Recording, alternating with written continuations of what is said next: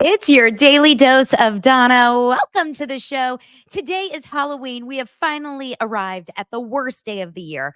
That's true. I've talked about this before. I hate Halloween, but we've made it. I am wearing a black and white striped shirt because I don't like this holiday. And to be 100% honest, it has been such a stressful week. There's been so much going on. You know, this time of year, especially this year, so much is happening every single day. Yesterday we had the World Series. I am so busy with my kids' lives. I hadn't had time to come up with an outfit. And this morning I thought last minute, I was like, am I going to do something? I was like, am I going to pull off maybe something? I had an idea. And then I last minute realized there's no way I'm going to pull this off. But here's a really good idea for anyone that has no costume and you want something easy, okay? This is the best, easiest costume you could do. Ready? If you have long blonde hair, it's easiest. But if you don't, maybe just get a wig. Just throw on a blonde wig. Long blonde hair, wear a gray sports bra. Better if you have a big belly. Wear jeans, like unbuttoned, and hold a pregnancy test. And be Lindsay Hubbard announcing her clear blue pregnancy announcement. What an easy costume. Lindsay Hubbard pregnant. That would have been the best. Instead, I'm just someone in black and white stripes. I could be in jail. Just call me Jen Shaw. Who cares? At this point, just call me the Menendez brothers. I could be anyone in jail. I could be a black and white movie. What's black and white and red all over? I could be anyone like that. Welcome. This is your Halloween version of Spooky, Scary Daily Dose of Donna. We're going to talk Love is Blind. We're going to talk Golden Bachelorette. We're going to talk Real Housewives of Salt Lake City. Yes, it is a scary episode for that reason. Welcome on in. Get ready to have some fun.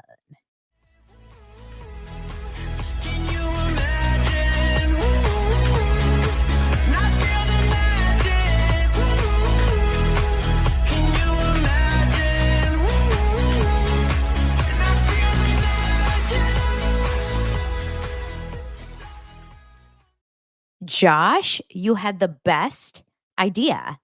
Josh said throw on some white gloves and you could be a mime. And good for me, I always find a prop, so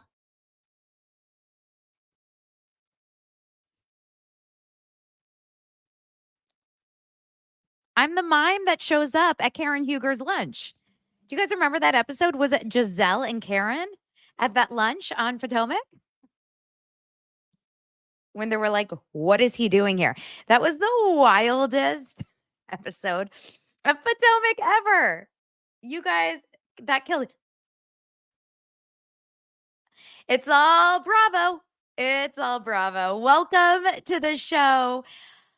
You guys, the Dodgers won the World Series last night. Go Dodgers, go.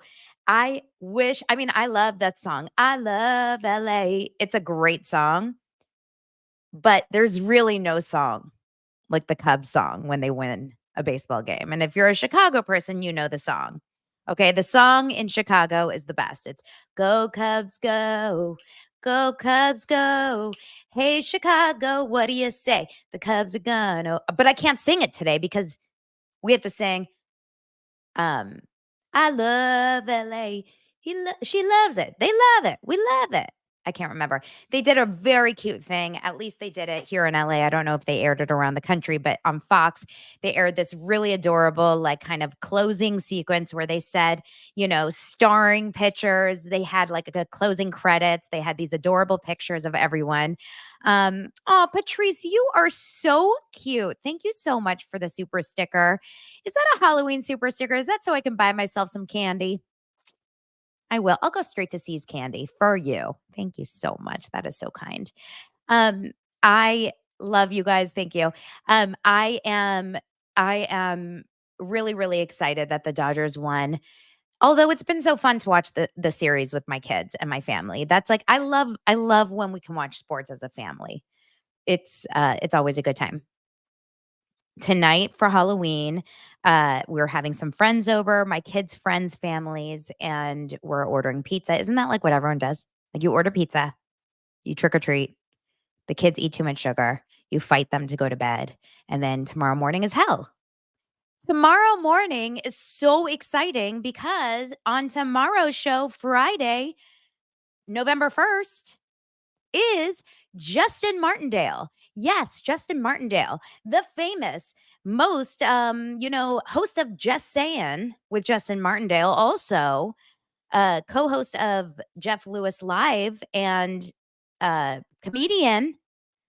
He's going to be on our show. What are we going to talk about? So many things, including the finale of Real Housewives of OC. And that is going to be on tonight. I just watched a trailer of OC, and you can watch the first 6 minutes. I try to stay away from watching those first 6 minutes. I don't know about you guys. I don't like watching the first 6 minutes because it gives too much away. I don't want to watch it. I want it to be a surprise.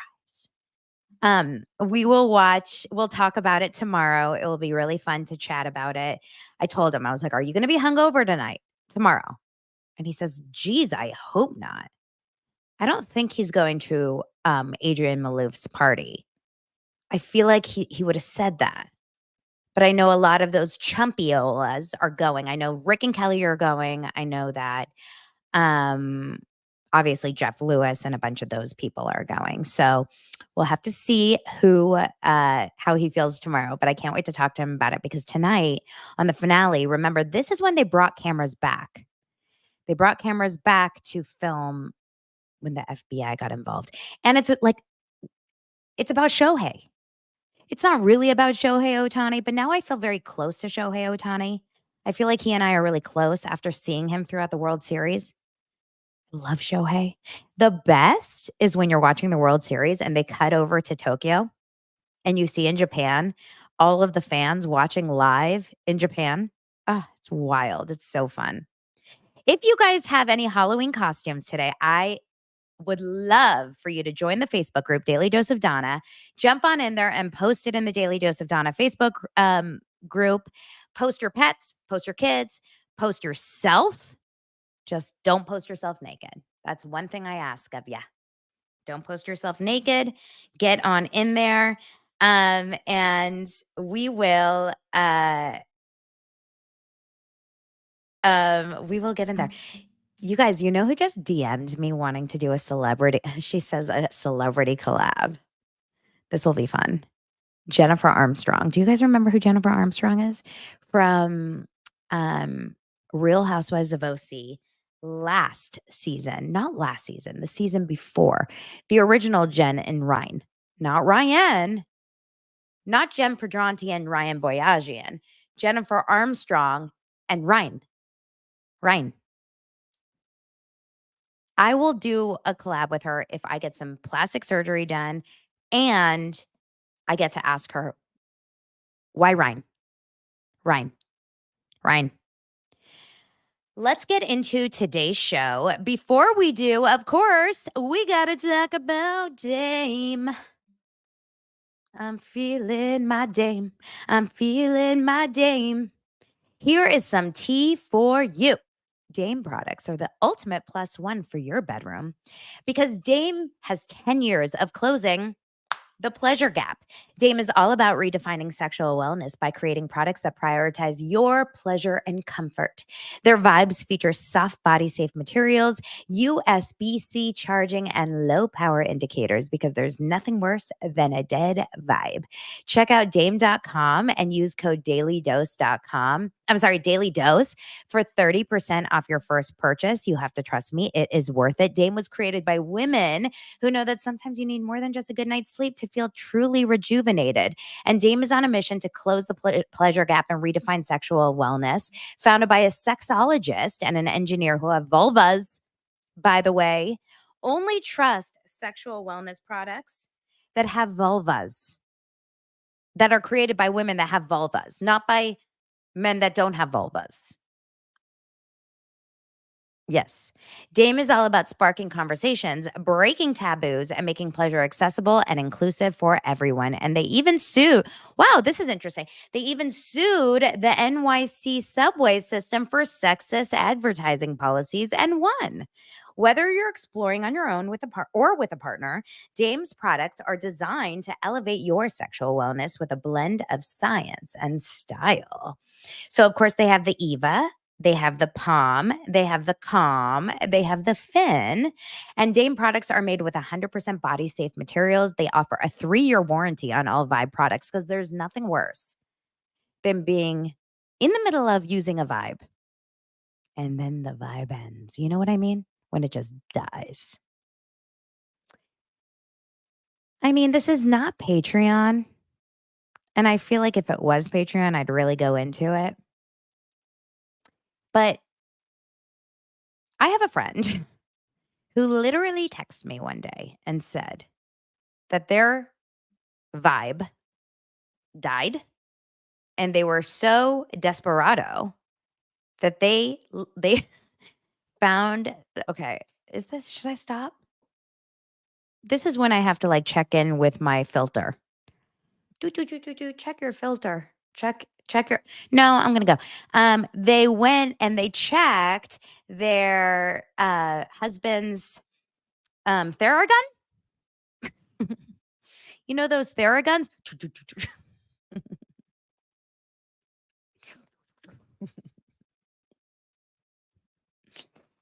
You know the pulsating machines? They put it on a really low pulse. Um, and it did the trick. I'm sure they were in pain later, but it did the trick. Okay, let's get into today's show.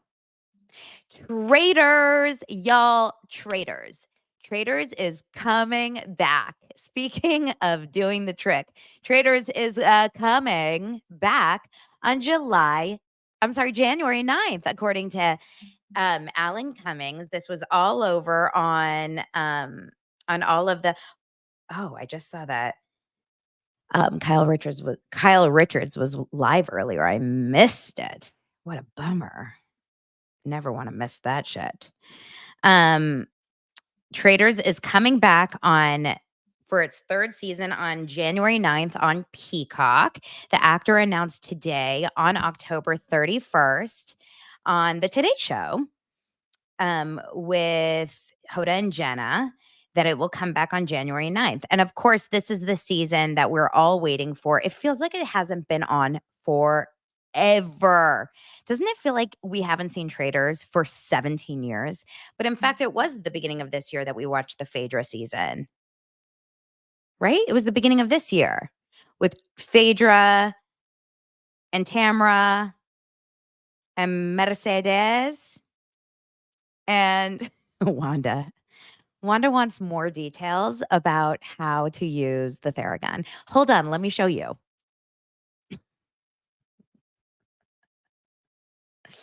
Okay, so Traitors is coming back. So on this season of Traitors, I do know that we have Tom Sandoval. I'm trying to remember who else is on this upcoming season. There's a few different names, but I can't remember off the top of my head. And I guess I'll just leave it for a surprise. I don't feel like researching it at this moment. We had Ekansu, not Ekansu. We had a CT on this last season, but it does really feel like forever ago. This was a long year. This year, think about how long Lindsay Hubbard's been pregnant. Since 2002. I mean, truly, it's since 2002. So we really got to get this new season on. We need some new blood. I hope it's a great season. Another piece of news, I believe, if this is in fact true, I believe I broke this news about Ally Shapiro. If you didn't see yesterday's show, Ally Shapiro, Jill Zarin's daughter, one of my dosers, Christine, had sent me a DM. I was not even keeping up on this news, but she sent me a DM. What is this?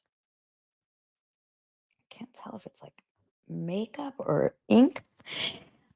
She sent me a DM and said,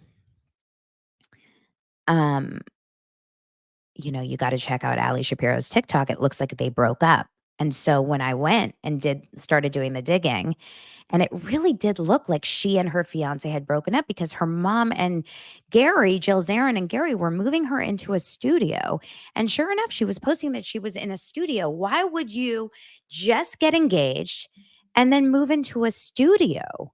It doesn't make any sense. Um,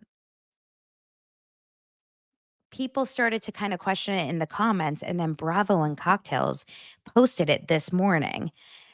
They said, let me get the actual clip. Speaking of clip, Sierra Miller and Dorinda are on the Traitors. That's right. I should remember the story. So allegedly, Dorinda had told the producers Lindsay Hubbard was supposed to be on Traitors, but was very early pregnant. And allegedly, Dorinda had clipped Lindsay Hubbard from the Traitors list because she told the Traitors producers that Lindsay was pregnant, and they ended up putting Sierra on the show, which was, I mean, we'll have to see if Sierra's good, but, like, to me, honestly, and I think Sierra is beyond gorgeous. I just don't find her very interesting on the show. I found her kind of bland on, Summer House. I've never felt like Sierra's brought that much to the show. There's so many more interesting characters on that show, so I'm pretty surprised that they put her on. I mean, if they got Paige, are you kidding? Like, I want Paige and Craig on Traitors together. In fact, Craig was on The Toast a couple months ago or a couple weeks ago, and he said that I would do the Traitors with Paige together, which I think that's a genius idea. Like, if they did Amazing Race, like Celebrity Edition again or Couples Edition, like Celebrity Reality Couples Edition, Paige and Craig on Amazing Race, I, I would pay such big bucks to watch Paige and Craig travel around the world together in like a stressful situation. I would think it would be the best TV ever to watch. Um,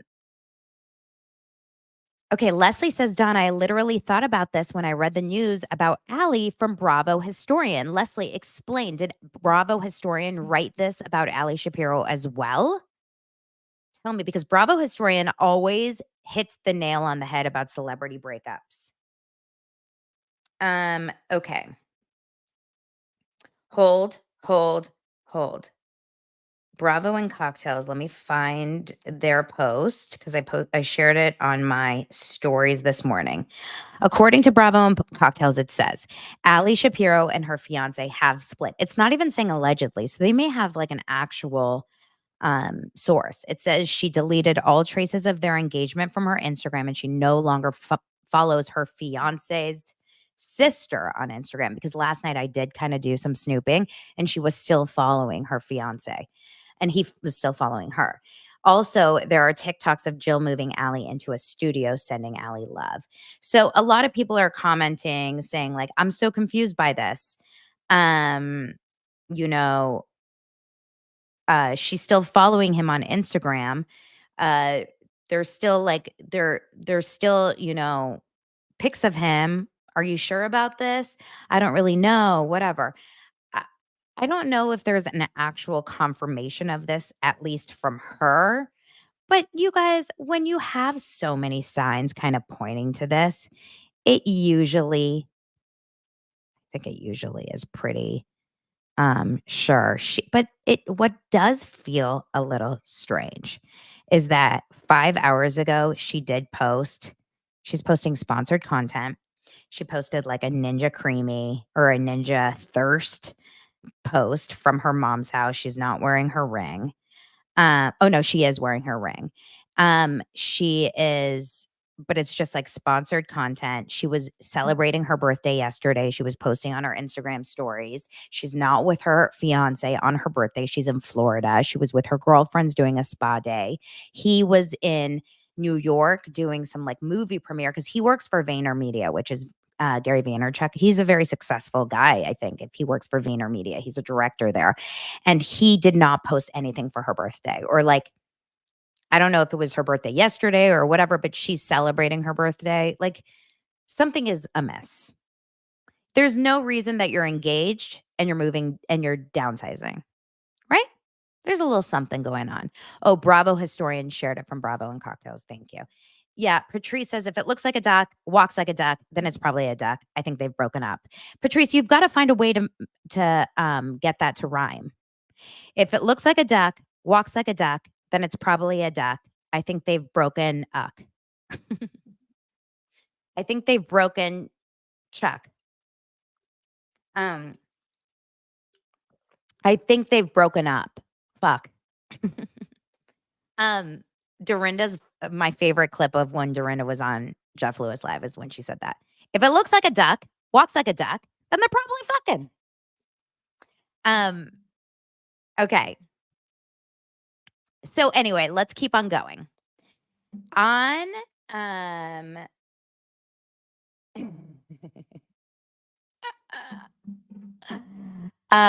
oh, there you go, Trisha. That is really good. That is really good.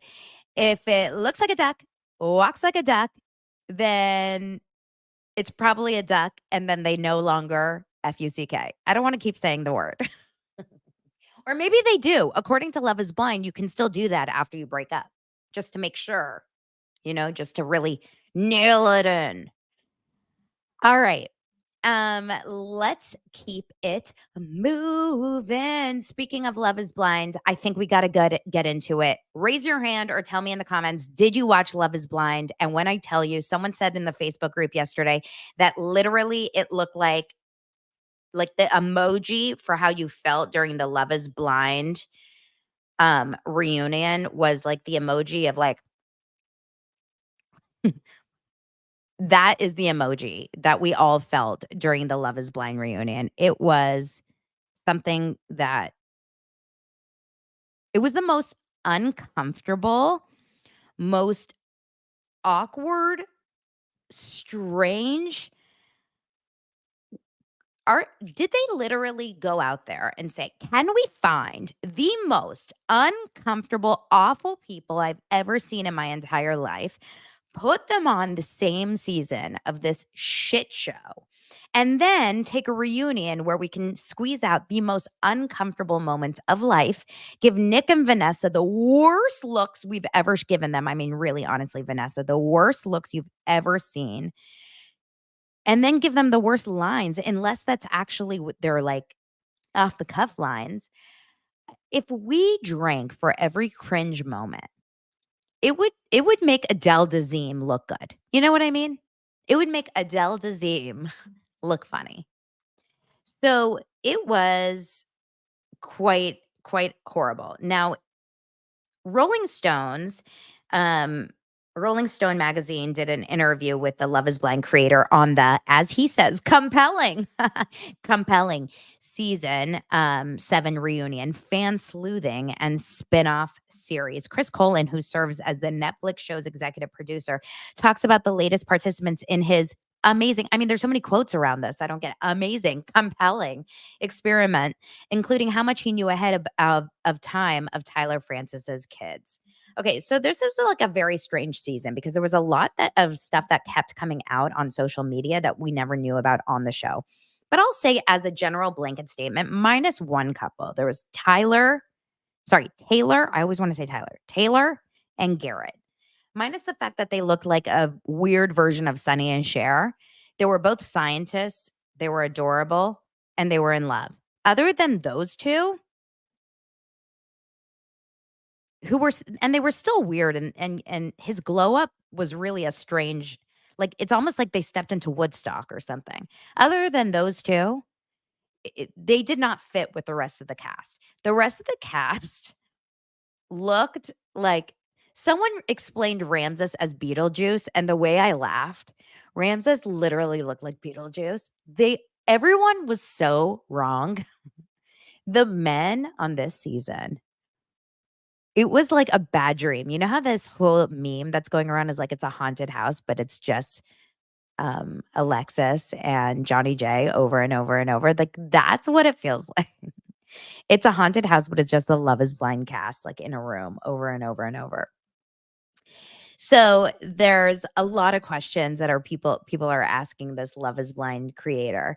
And here are some of the questions that people are asking. It said, did you the Rolling Stone interview says, this season, were you expecting politics to come up more in your conversation because it was in DC?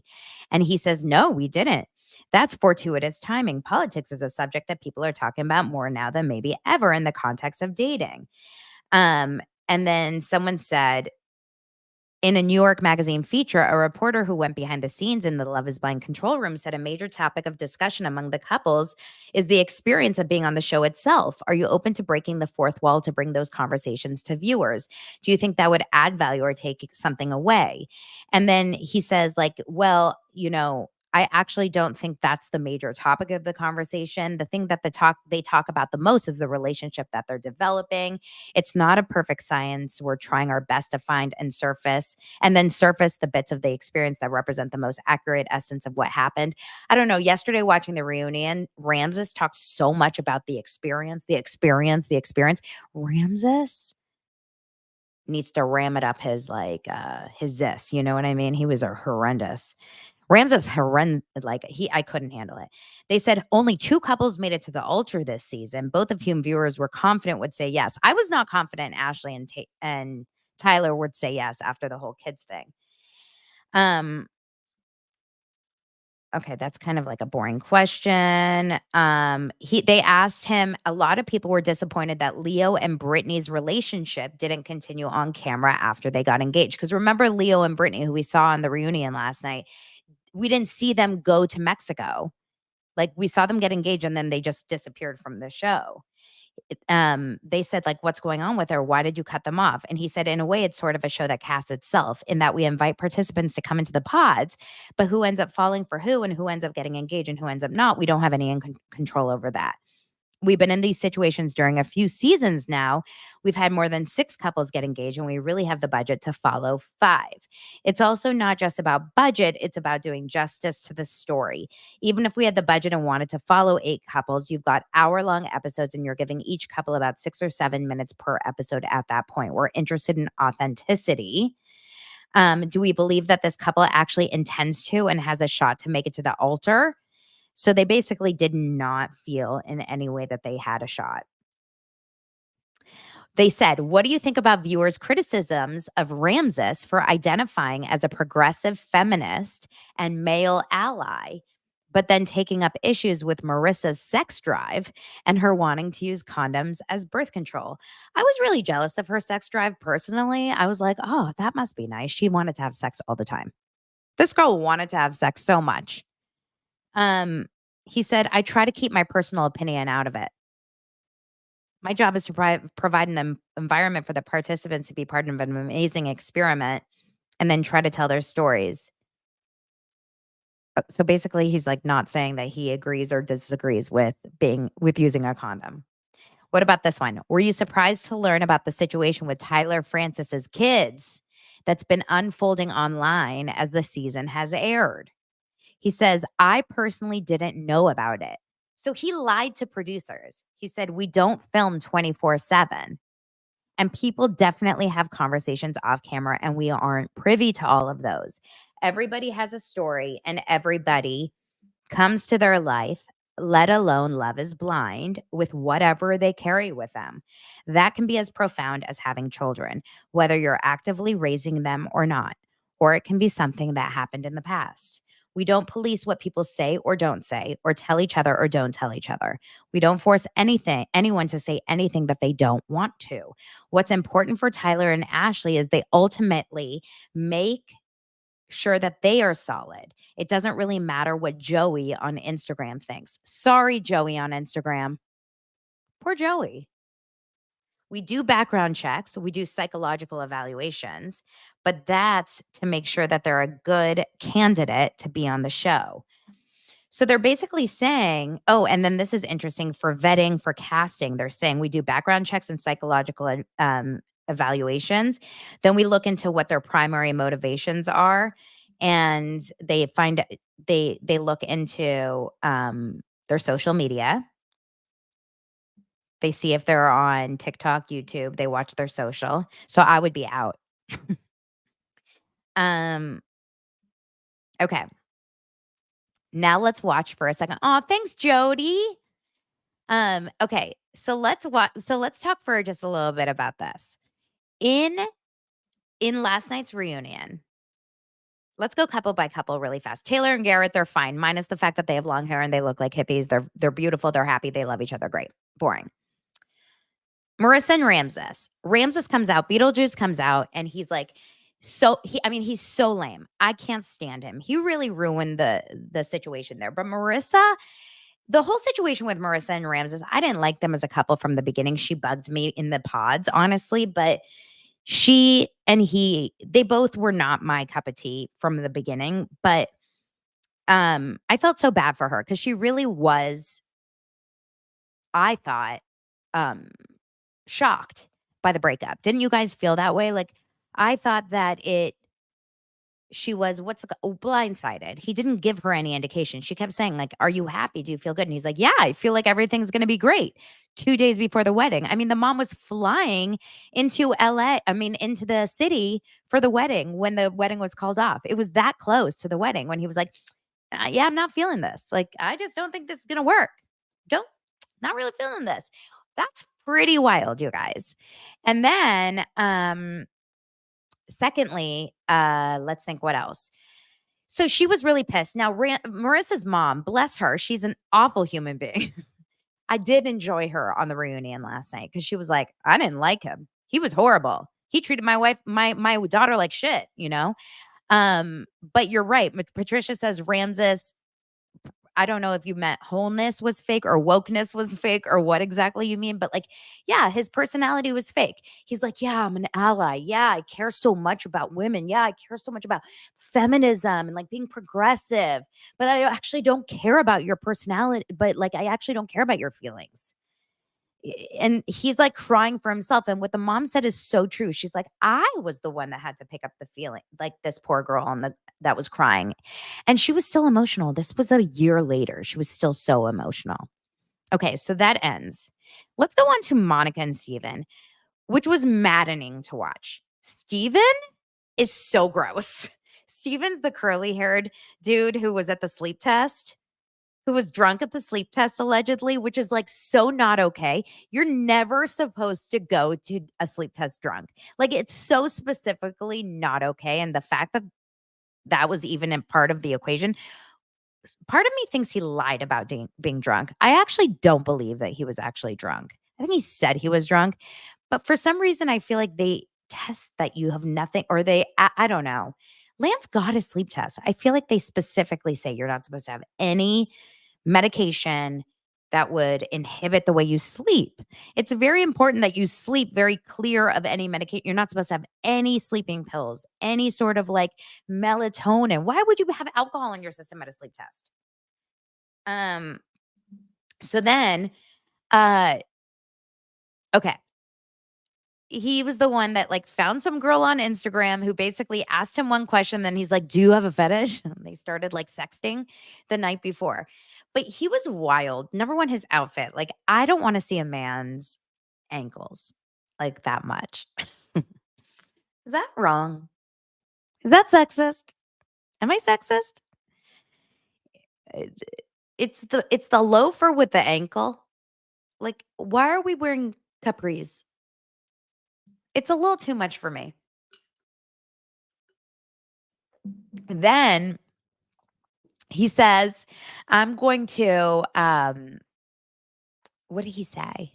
He's like, no one believes me. What's the point? What's the point of even being here if no one believes me? Um Monica is confusing to me too because she seems like she had her shit together so much and she was with this DB. Like, none of it really made sense. Okay, whatever. He was a loser. Move on. Then, oh, let's go to Sleepy Hollow and Tim. Sleepy Hollow her name's not Ashley. Was it Alexis, the one that fell asleep when Tim's parents were there? They had a wild exchange. They had a wild exchange where Tim got so mad, his energy, he got so angry every time she spoke. He was like, I can't with her. I can't. it was really uncomfortable to watch where I didn't like her at all during the season. Remember her apartment, how messy it was and how dirty it was? I didn't like her at all during the season, but how angry he got during the reunion, I thought to myself, mm. Something is afoot. I don't think he is actually like necessarily the safest guy either.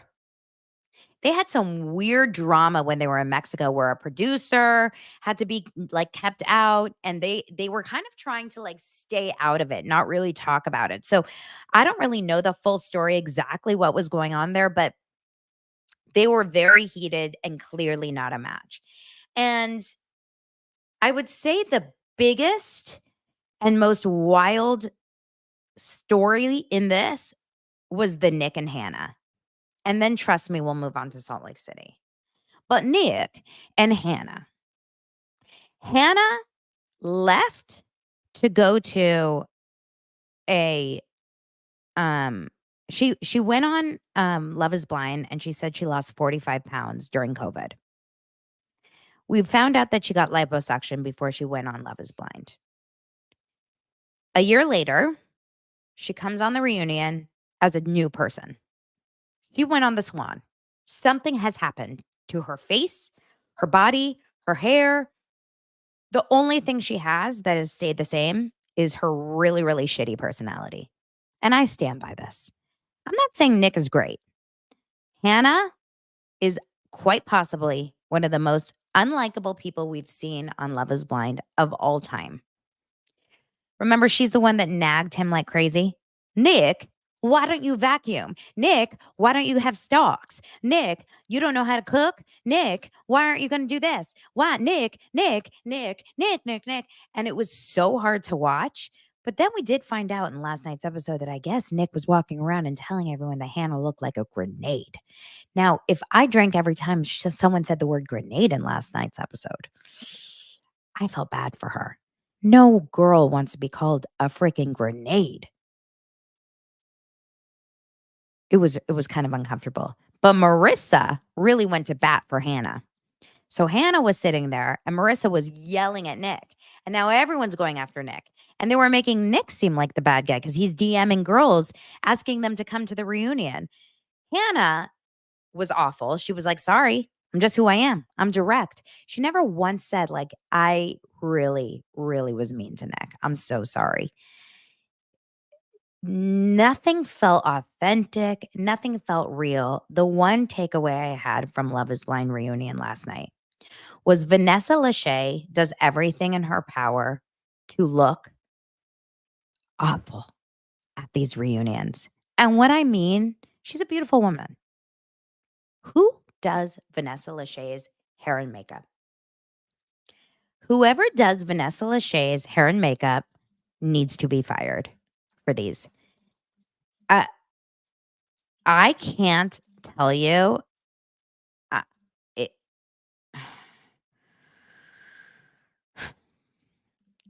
I'm gonna pull it up for you.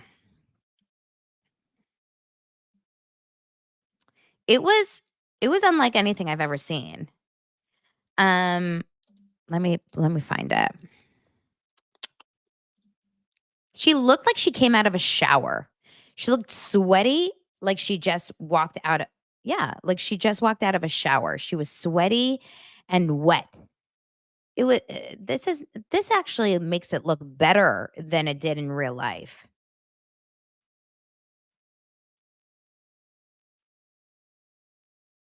Very bad look.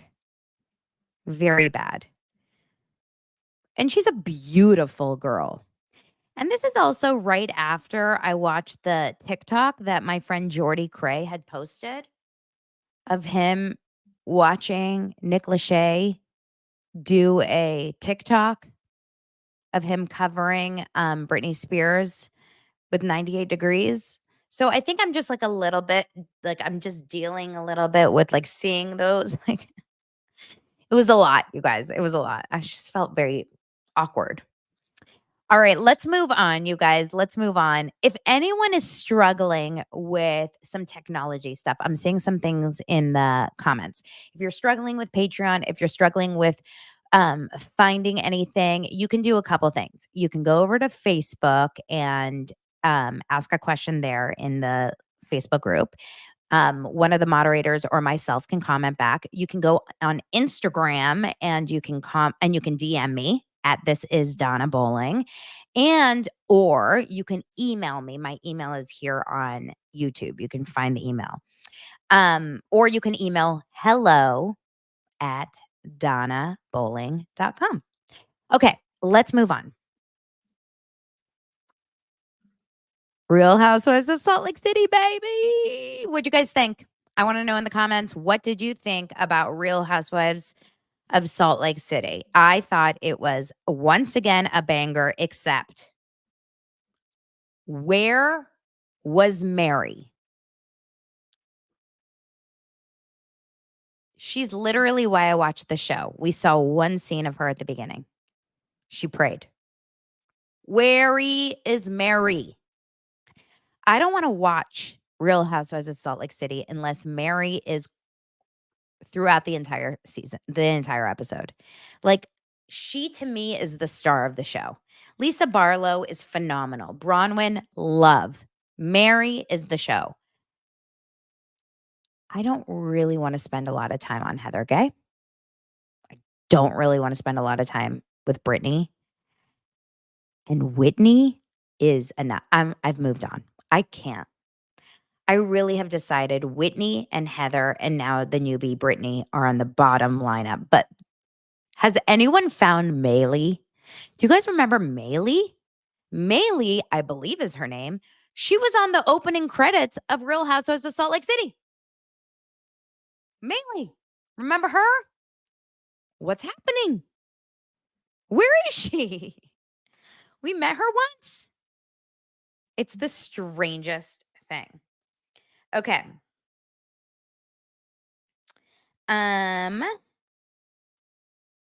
Let's get into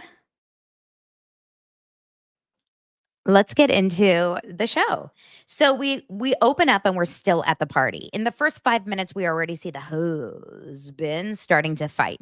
Now, the husbands is the name of the episode, which is so beautiful. Such an ode. Okay, such an ode. Again, we didn't get a lot of Meredith either. Meredith is kind of like not in this episode, in this season. Has anyone noticed that? She's really MIA this season. We haven't seen her a lot. Like, there's been 2 episodes where she almost hasn't said a word. And I know she was on, I saw a clip of her on Watch What Happens Live, but I didn't watch it. So she was on Watch What Happens Live, which was interesting because she's really not in this season. Like, it's not about her at all. It's really a Lisa Barlow, Bronwyn, Angie season, I feel like.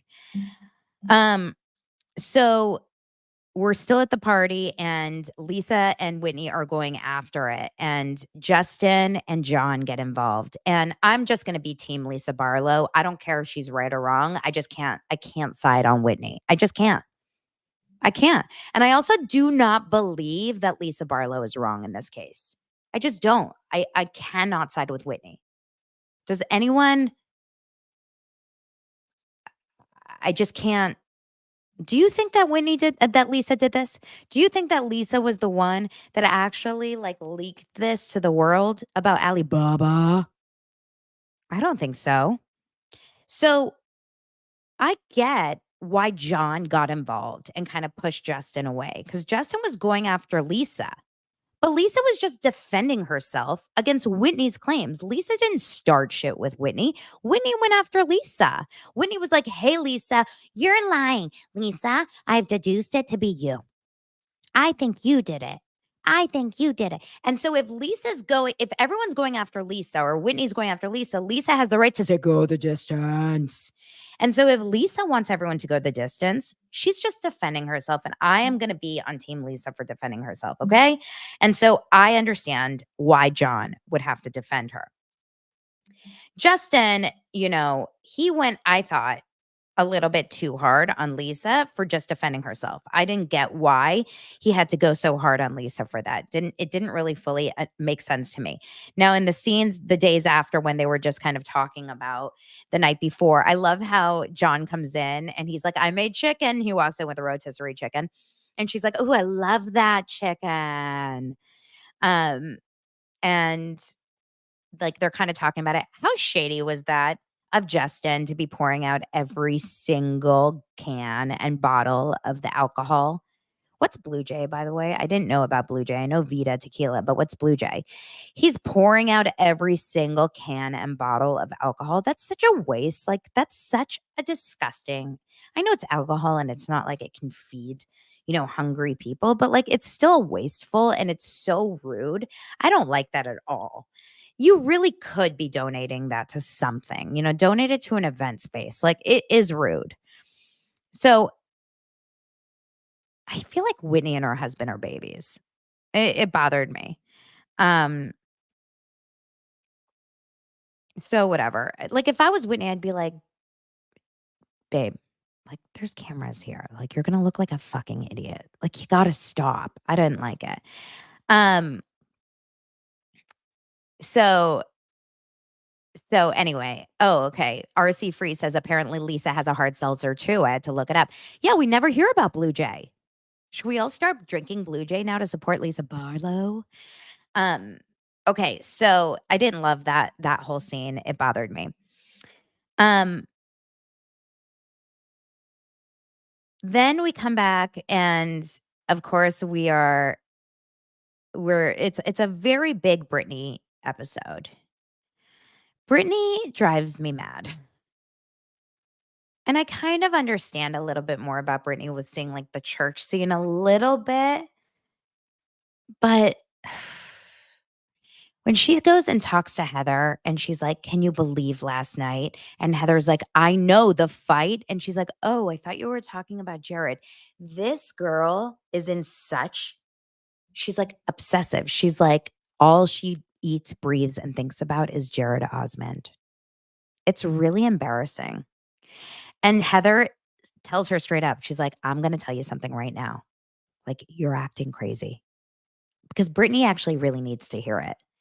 Heather is gonna be that friend that's gonna be like, "You're acting crazy," but Brittany can't hear it.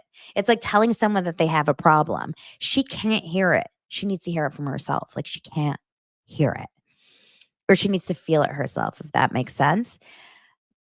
What Brittany said, she's like, Heather said, "You just told me that you're gonna break up with him and you're gonna start focusing on your children's relationships." And when she said that, and she said, like, I remembered, wow, Brittany does not have a relationship with her children right now. And the fact that that is not her priority, but her priority is like fixing it with Jared, like that's, ugh. It's giving me, you know what it reminds me of? You remember that movie Anywhere But Here with Natalie Portman and Susan Sarandon? Remember that movie from the 90s? I loved that movie where Natalie Portman was Susan Sarandon's daughter, and Susan Sarandon was like a single mother, and all she wanted was to be rich and famous. And she kind of like lived through her daughter. So she forced her daughter to move to Los Angeles, California, like to come to LA, Beverly Hills to like be a celebrity. And she like would force Natalie Portman to go on these auditions, and she would like start dating all these men. And Natalie Portman was like, "Mom, stop. Like, I don't want to do it." Like, it's that kind of energy. She would wake up her daughter in the middle of the night. Like, she would break up and make up with these guys. It just gives me I don't like it. We see Bronwyn go on a date with her husband in this like cool little like bubble. I feel like we've seen this on the show before. These like little like outdoor bubbles. And they seem like a really nice couple, her and her husband. And we see this conversation where she talks about Brittany, she talks about Heather, and she's basically saying, like, we want to go on this vacation, but I don't think we can take Heather and I don't think we can take Brittany. And she shows this. They talk about how she goes and picks up her husband in these costumes. And when she first said, oh yeah, igloos, thank you. She first said, "When I go and pick up my husband in these costumes," I immediately thought she was gonna be talking about, like, the big heart jacket. No, she's literally talking about, like, inflatable dinosaurs. She's talking about pandas. She's talking about, like, dog costumes, um, actual Halloween costumes. God bless Bronwyn for having the most energy in her marriage because I can't I can't imagine ever having that energy. Number 1, I love you, Lance. I cannot ever imagine going to the airport multiple times a week to pick you up. Like, ever. Maybe in Salt Lake City, it's easier to get to the airport. Here in LA, it's hell. So I can't imagine going to the airport multiple times a week. Secondly, I can't ever imagine, like, getting out of the car, parking, getting out of the car in a costume, and, like, all these people watching me. Something's going on there. Like, that's weird. Like, there's something weird. Now, okay, Asif says, "I truly believe she only did that for the cameras," because it is kinda weird that the cameras were all there for that. So maybe there was a little for show there. Um, anyway, so they're talking about, having a bunch of people over for this, event. And then they talked, of course, about Gwen and her daughter and how he's, like, being protective as, because he kind of, like, took her in and adopted her as a stepfather, and that makes sense. We see a scene with Lisa and her sister, and I love this scene. They go to a distillery for lunch, and they don't look alike, but they have kind of a similar energy. Lisa, she gets me when she talks about being a mom. I don't know. It just, like, it gets me. She's so emotional about being a mom, and it's a trigger for her that she was called a bad mom by Angie because it's clearly an insecurity of hers. She really wants to be a good mom. And so that was, like, it was clearly a big insecurity. And I feel so bad that, she got attacked for that because call Lisa what she is, but I don't think Lisa's a bad mom personally between us. Like, I don't know. I don't know her for shit, but I don't feel like she's a bad mom. What do you guys think? Um, and then we found, she's one of 6. Like, I didn't know that. She's like, "Mom always made our lives so magical." And I'm just trying to do the same thing for Henry and Jack. Aw, I thought it was sweet. Um, we see the girls go on a walk, Bronwyn and Angie and Whitney, and we see them talking about going on that vacation and talking about Lisa and Angie. And, like, it's a little confusing because I like Angie a lot and I also like Lisa. So I'm kind of confused, like, whose side I'm on between them. Whose side are you on between Lisa and Angie? I really don't fully understand why they're even fighting. I really don't. Like, I missed it. I missed it. Oh my gosh, Josh, you're a member for 4 months. Look what that says. And he says the Skinny Girl popcorn is deliciously flavorful, light and fluffy. Bethany is going to be so excited. However, I didn't realize they were mini bags. I'll need like 2 or 3. Well, then it's not skinny anymore. Now it's all of a sudden it's opposite Skinny Girl. See, that's what I think about those Skinny Girl things. You have to double up on them. Lisa, you believe Lisa. Um, yeah, T-Bone says it hit because it's true, not bad, called out for not being truly present with her kids. Yeah, I mean, I think maybe Lisa is probably very insecure because doing the show and working hard and stuff, you do get called out for not being around your kids or you're not around your kids a lot. A lot of working parents do feel that guilt. I know I do. If someone said, "Donna, you're a bad mom," I would feel so guilty because I don't spend my morning, noon, and night around my kids because I couldn't. Like, I actually couldn't. That's just not how I was made to be. But I also need to make money. I have to work. Uh, okay. I'm never team Lisa, Andy says. Ooh. I like Andy and I like Lisa and Angie. It's weird. We have Brittany's prayer group. She sings. She's a beautiful singer. And her dad speaks about her mom. She just lost her mom last year.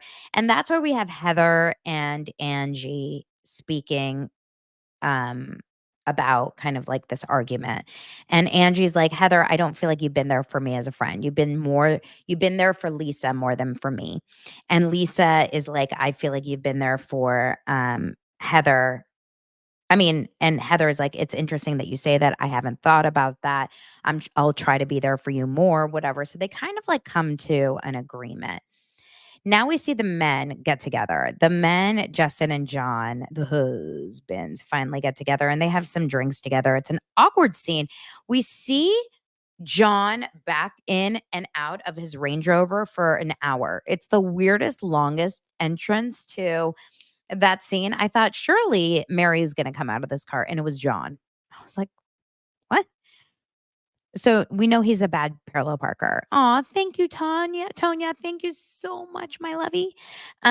So I couldn't believe it when I realized what a bad parallel parker he was. But he comes out. They have a conversation here, and he and Justin. Justin seems so immature to me, and they order smashed potatoes and old fashions, and they basically both apologize. And it looks like everything will be fine because men usually can kind of get over this stuff. It seems like they kind of just do. But John is trying to, make things good for his wife. It looks like, and because John had to reach out to Justin first. Did you notice that? John had to make the first move, even though Justin should have, to be honest, in my opinion. Justin seems like a baby, though, in my opinion.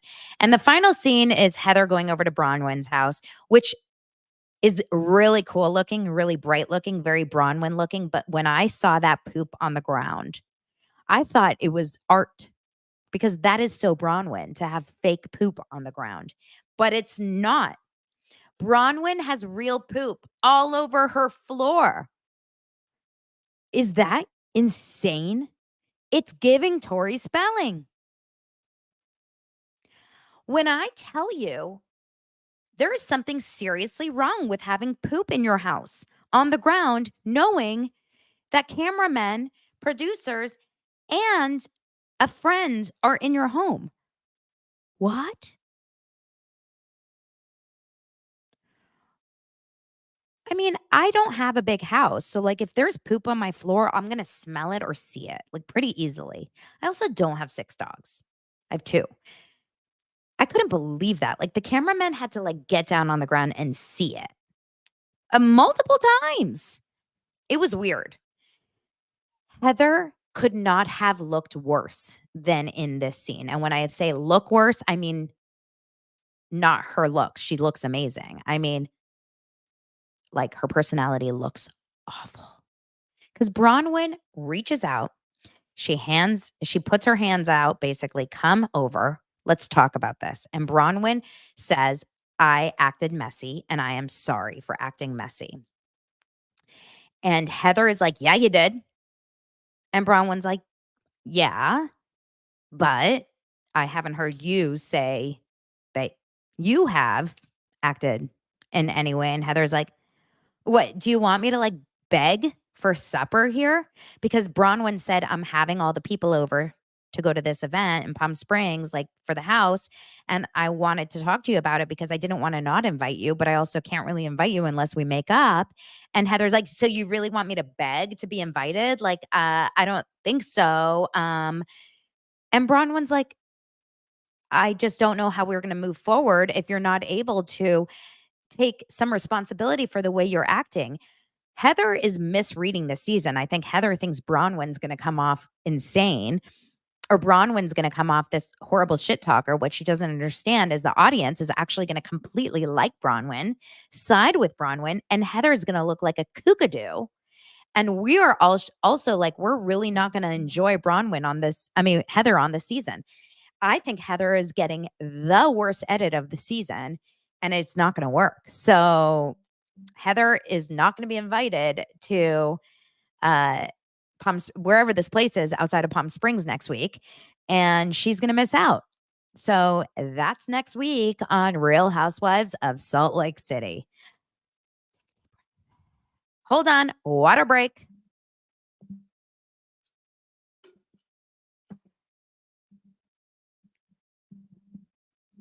Oh my gosh, my throat dry. We have just a few more minutes and we need to just talk very briefly about the finale part 1 of Golden Bachelor. Are we watching it still or have you guys moved on? Since Charles left the house, it's just not what it used to be. It's just not what it used to be. Charles brought a sense of levity.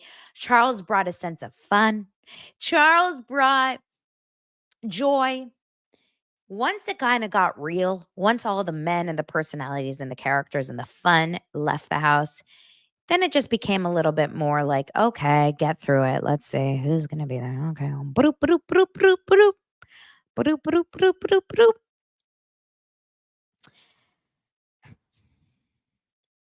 We are left with 3 men and a baby. Joan is going to Tahiti, and we've got 3 men. We've got Guy, we've got Chalk, and we've got Pascal. Let's play FMK with Guy, Chalk, and Pascal. Okay? Tell me in the comments who you got. Let's go. FMK with Guy, Chalk, and Pascal. I'm going to tell you right off the bat, I'm going to F Pascal. I actually will marry Pascal. I think he is a stunner. Pascal is hot. I think I'm definitely killing Guy. He drives me crazy. I can't look at his face. And Chalk, I think I would do him. I would fuck Chalk. I think I would fuck Chalk, no problem. She goes on a date with Guy. I don't get it. I have no chemistry, personal, like, I can't see it with them. I don't know if it's the whole restraining order story that got in the press. I don't see it. I don't get it. I'm confused by it. It's not for me. He just doesn't have the vibe. Okay. So they go on this date. She tells him, um, we're gonna have a one-on-one fantasy suite, but we're not getting physical. I'm not getting physical with any of these men. Josh says I need visual references before I can decide. So I'm gonna show you. Guy, Golden Bachelor, Golden Bachelorette. I'm gonna show you pictures. This is Guy.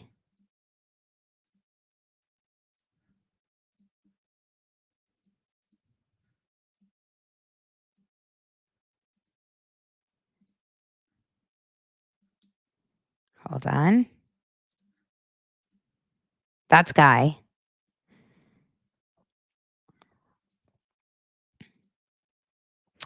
Um, then we have Chalk.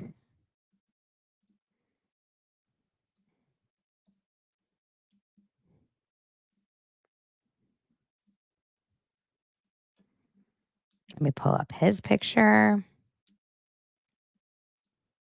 There's Chalk. And then we have Pascal. Oh my God. Look what happens when I Google Pascal. It's this, which is so funny if you're on YouTube because, like, that's definitely not Pascal, Pascal, Golden Bachelorette.